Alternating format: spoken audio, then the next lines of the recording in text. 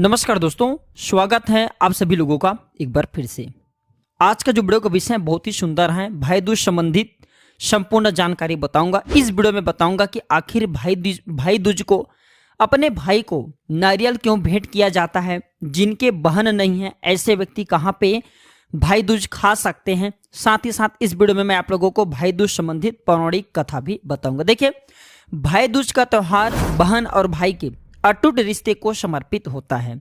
हिंदू पंचांग के अनुसार ये पर्व हर साल कार्तिक महीने के शुक्ल पक्ष की द्वितीया तिथि को अर्थात दूसरे दिन की जो तिथि आती है इस तिथि को मनाया जाता है। और इस त्यौहार को बहुत से लोग यम द्वितीया के नाम से जानते हैं, भाई टीका के नाम से जानते हैं। तो आज मैं आप लोगों को जो जानकारी बताने जा रहा हूं कि भाई दूज की वो पौराणिक कथा जिससे आप जानेंगे कि कैसे इस पर्व की अर्थात इस एक प्रकार के महोत्सव की शुरुआत कैसे हुई। देखिए, इस साल 2022 में 26 और 27 ये दोनों दिन भाई दूज मनाया जाएगा। आप दोनों दिन भाई दूज मना सकते हैं।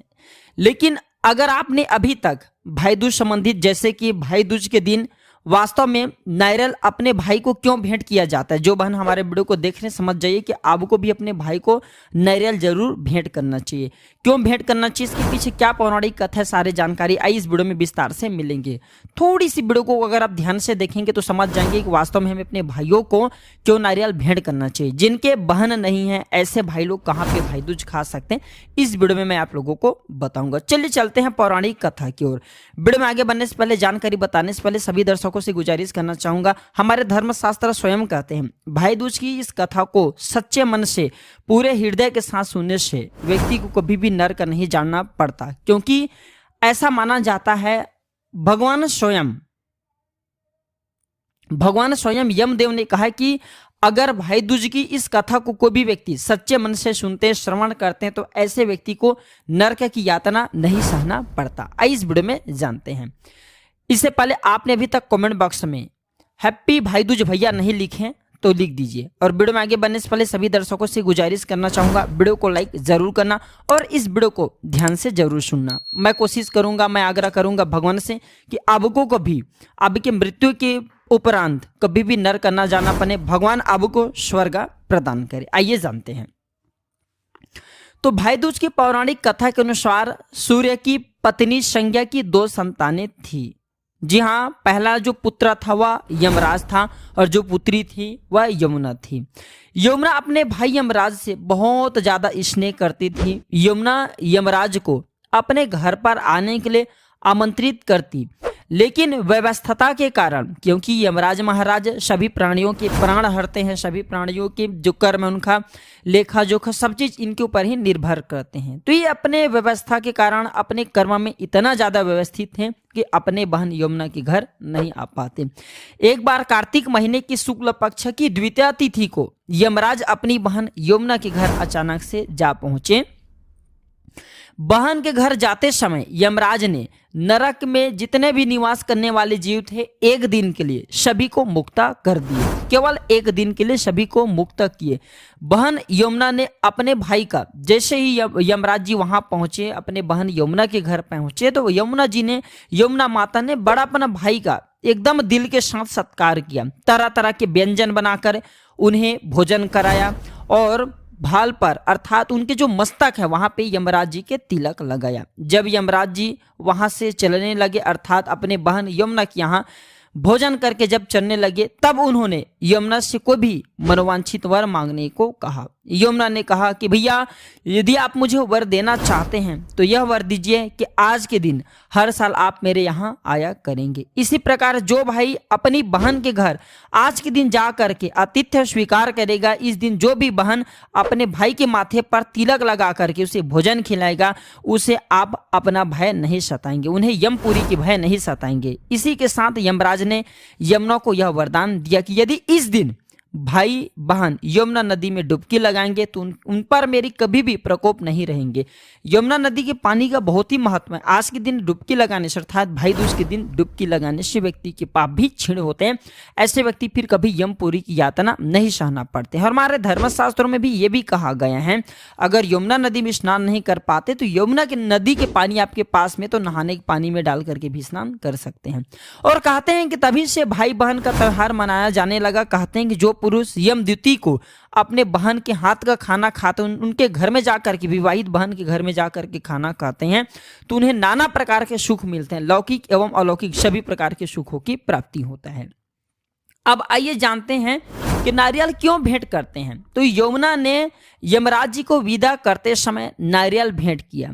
जब यमराज जी ने पूछा कि हे यमुना, आपने नारियल क्यों भेंट किया, तो यमुना माता ने कहा कि यह नारियल आपको मेरी याद दिलाता रहेगा।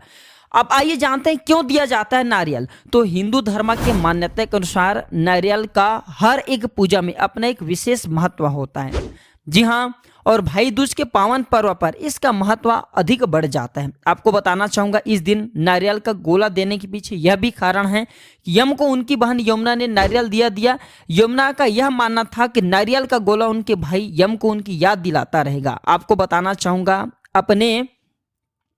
बहन अपने भाइयों को हाथ पर, आज के दिन अगर कोई माता बहनें जो शादीशुदा बहनें हैं, अगर अपने भाई के हाथ पर मौली धागा बांध करके उनके मस्तक पर तिलक लगाते हैं, नारियल का गोला अगर भेंट करते तो उनके भाई के स्वास्थ्य हमेशा ठीक रहते हैं, उन्हें कभी फिर अकाल मृत्यु नहीं होती, इसलिए नारियल का गोला दिया जाता है। इसके साथ साथ यह भी माना जाता है कि नारियल का गोला भाइयों को देना बहुत शुभ माना जाता है। जी हाँ, उसके भाई और बहन का रिश्ता बहुत ही ज्यादा इसे सुखमय तरीके से गुजरता है, प्रेम और भी बढ़ता है।